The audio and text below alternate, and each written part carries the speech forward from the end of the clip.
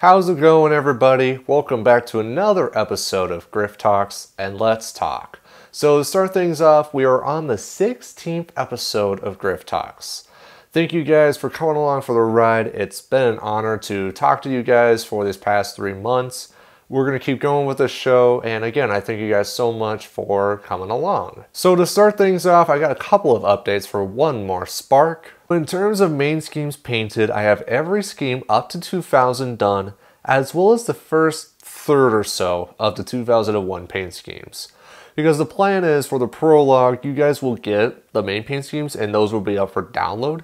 And in that point in time, you guys can go ahead and download them. One thing that I did say I was going to do in the announcement video, but unfortunately for now, I'm going to have to retract, is that I'm not going to talk about the All-Star Race or the Bud Shootout just yet. And the reason why is because since I'm doing every single race from 1987 to today, I don't necessarily have all the information needed so that I have all the cars set up for the 2001 Bud Shootout or the 2001 All-Star Race. So with that being said, I'm going to have to wait on that for a while. Because the plan is, the way how this show is going to go is I'll do the 7 episodes for 2001, and then I'm going to do the 7 episodes from 1987, and then I'm going to do 2002, and then I'm going to go back to 1988, and then I'm going to like bounce back and forth until we get to 2000. The point is, you guys will eventually see the Shootout and the Winston, and what I'll do is I'll probably have that be like its own episode, but that's going to be down the road because I want to figure out first who is going to win each of the races from 1987 to today. And then the final thing I want to ask, and I'm kind of just curious about, is in the Enter 2003 world, do you guys know if Jurassic Park 3 paint schemes have been painted? We talked about it in an earlier episode, but like, I don't know if anybody actually painted those 2 cars in the Enter 2003 for the original Cup mod. If not, no big deal. I'll go ahead and paint those, but if someone did, it'd be greatly appreciated. I'll credit them, and it'll make things a lot faster so then I can get done with the stuff a lot faster. Now let's just quickly hit on Bristol here for a couple of minutes. So first of all, as you guys know, the Xfinity race was on Saturday. There was some rain, but it's not a big deal. Eric Jones won the race. It is his 2nd win in a row. Congrats to him and that team. Daniel Hemrick was the Dash for Cash winner. He was able to win, I believe, the stage 2 of the Bristol race, and because of that, he gathered $100,000. And unfortunately, Justin Allgaier lost his chance to win the $1 million. The other big highlight was that Darrell Wallace Jr. did not get 6th place. Unfortunately, he finished 33rd. Now, if you want to get really analytical, 3 plus 3 equals 6. And then for the Cup Series, Jimmie Johnson gets his 2nd win in a row, his 82nd career win, 1 behind Cale Yarborough and 2 behind Darrell Waltrip and Bobby Allison. So Jimmie Johnson is getting up there. Stuart Haas finished 2nd and 3rd, with Clint Boyer getting 2nd and Kevin Harvick finished 3rd. And then Dale Earnhardt Jr., the person we're going to talk about at the end of this episode, finished 38th because of an incident. So my driver to pick unfortunately did not do so well. And then finally, there's a whole debate on the low groove. Like, there's the whole manufactured low groove, and it's like it's for the fans and whatnot.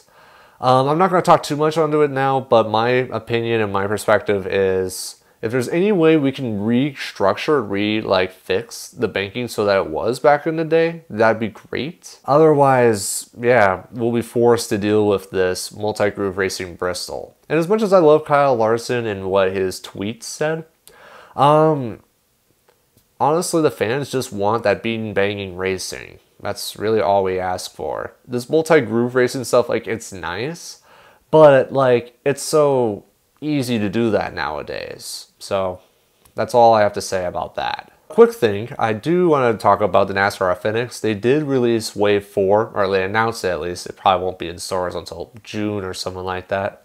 But they did have 7 cars, and I will rank them quickly from the least interesting to the most interesting. So we got Jimmie Johnson's 2016 championship car with the Cobalt paint scheme. Not really sure why they have that, but whatever, they have that out. Ryan Blaney's 2017 car. It looks exactly like the 2016 paint scheme, so again, not too sure. Chase Elliott has his Kelly Blue Look scheme for 2017. It is different from 2016, but I'm probably not going to get it considering I just got his Napa paint scheme just a few days ago. A very interesting one, Kevin Harvick, his Xfinity paint scheme, the Hunt Brothers Pizza car, is up as an authentic line car. The only Xfinity car in the line, it's cool because it's a totally new car, but since it's the only Xfinity car, I guess I don't really see much interest in it, but I could definitely see other people being interested in it. Danica Patrick, she has the Tax Act car that is in Wave 4. It is definitely a different car. It is a nice looking car.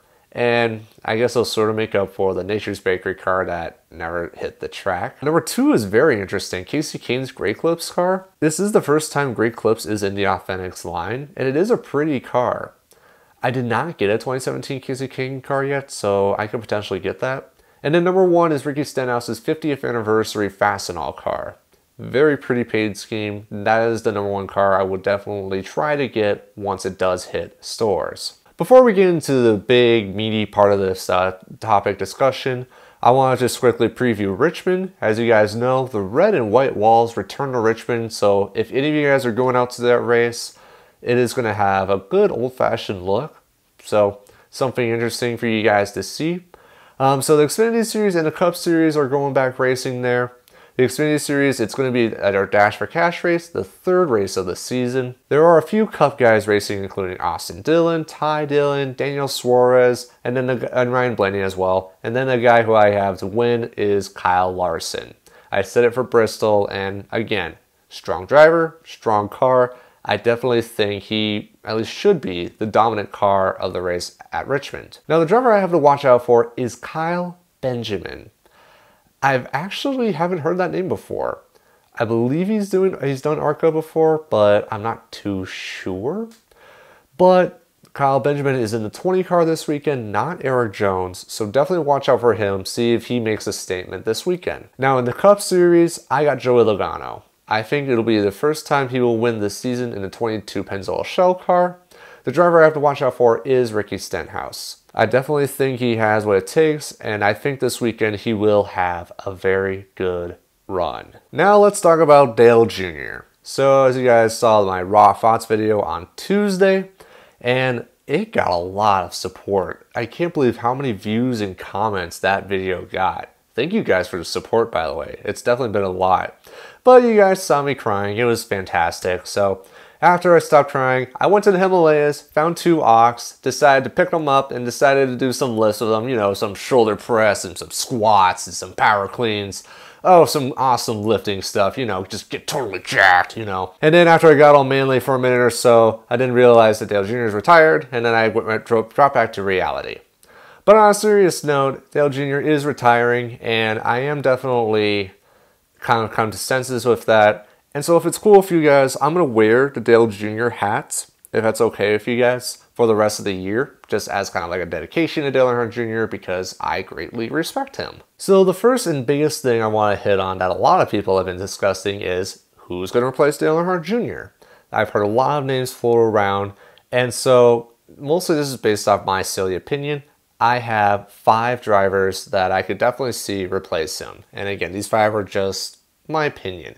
And then I also do have 3 honorable mentions as well for a total of 8 people. So my first honorable mention is William Byron, and that drives the 9 car for Jr Motorsports. I could see him go in there, but the biggest reason why I don't think so is because William Byron is not developed enough. I think he needs a year or so more in the Xfinity Series to develop, and then I think he'd be a good driver in the Cup Series. I definitely think they can follow through with the plan of him replacing Casey Kane eventually. But again, I definitely think William Byron should develop more in the Xfinity Series before jumping to the Cup Series. Second driver I could see is Elliott Sadler as an honorable mention. And the big reason why I can see it is because he has One Main Financial as sponsor, and plus he's a veteran, he's raced a lot, but he's also up there in age as well.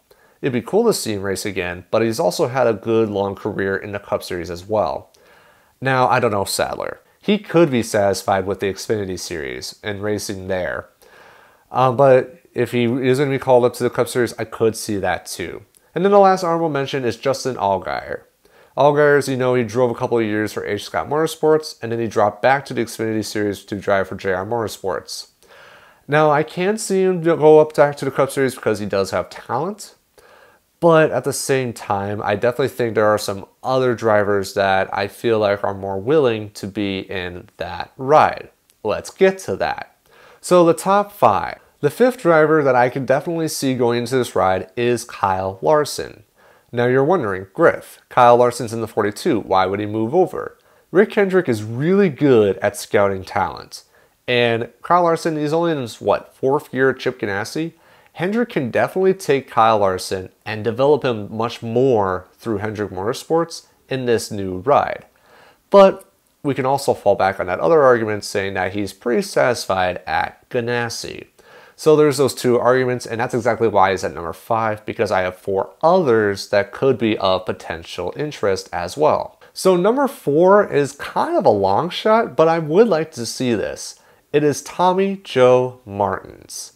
Yeah, it's a bit of a long stretch, but hear me out. As of right now, Tommy Joe Martins has only been in either his own equipment or an equipment that's not really been competitive, unfortunately. So I know that Tommy Joe Martins has talked a lot about being in that lower class and wanting to race better. So just as a thought for Rick Hendrick should call up Tommy Joe Martins and say, hey, why don't we give you this 2-year contract and really show us who's boss?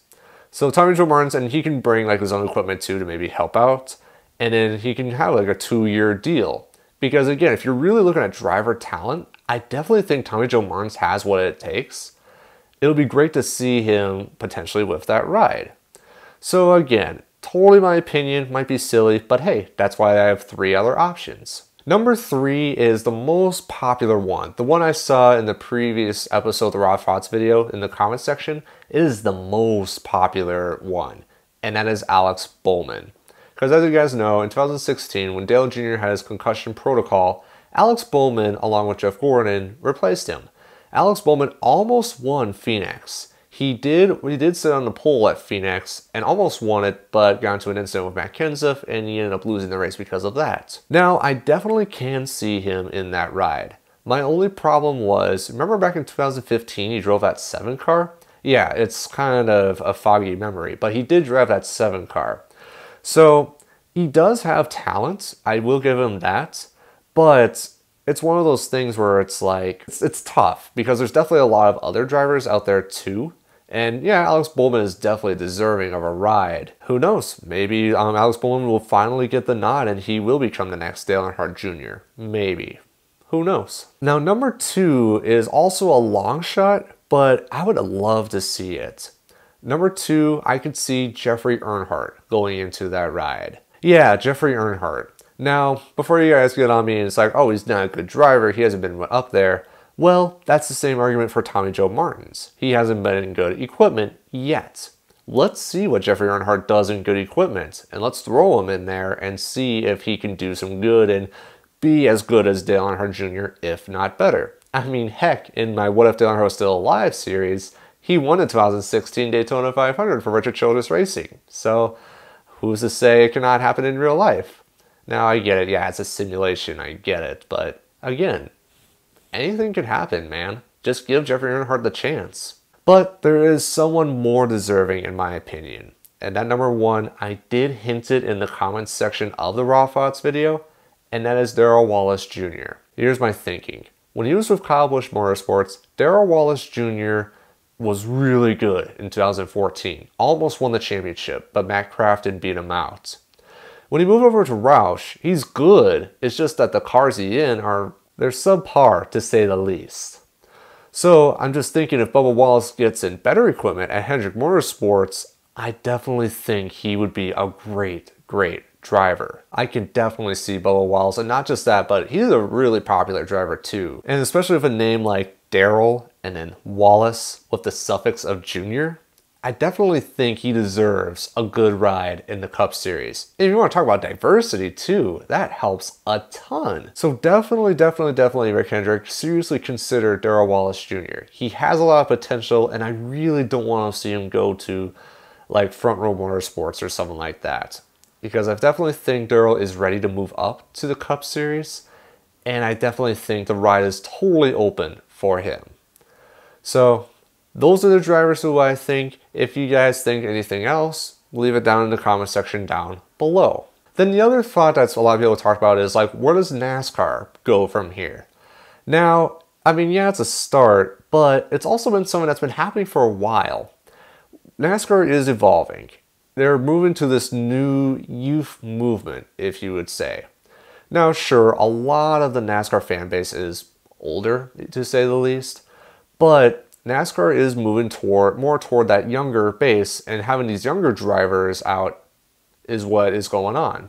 That's why I believe it's up to us fans to support these new drivers and give them the love that we did give to like Jeff Gordon, Dale Earnhardt Jr. Even though they don't have the same last names as them, it's still nice to give that love and appreciation because they're willing to go out every Sunday and be in a hot car for 3-4 hours, or even sometimes laying over a day in Tennessee, like what happened last week. And so it's tough, I get it, because like it's tough seeing Jeff Gordon go away, it's tough seeing Carl Edwards going away, and I mean, it's tough to see Dale Jr. going away. But you know what? It's one of those situations where it's time to move on. And it's not like Gordon's like totally gone or Dale Jr. is going to be totally gone. I mean, Gordon's still doing broadcasting duties, Tony Stewart is still an owner, and Dale Jr. is still going to be around as well.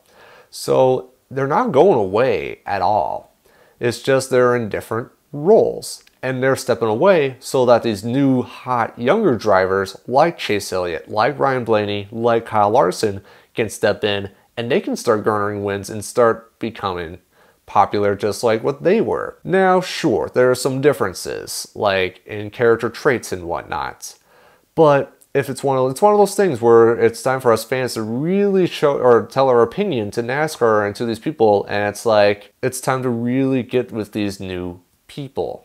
And I get it. It is not old NASCAR. I've understood that. I get it. That is why it is time to really get with these times. And like, unless they do have a lot of money to put deal with Bristol or whatever, that's not going to change either. So kind of a little rant on the side there, but we will miss Dale Jr., but racing's still going to go on. They're still going to turn left. Winners are still going to be declared. And life moves on, man. If people decide to quit watching NASCAR because Junior is gone, then you're lost. You're missing something potentially great. So I'm going to go ahead and wrap up this video here. There's definitely more I wanted to talk about, but I want to keep this somewhat short. Unfortunately, I feel like this video is going to be a little longer. So, yeah. One More Spark is coming along well. I'm going to take a little break from it because I've been working hard. And then the prologue video should be out either the first or second week of May.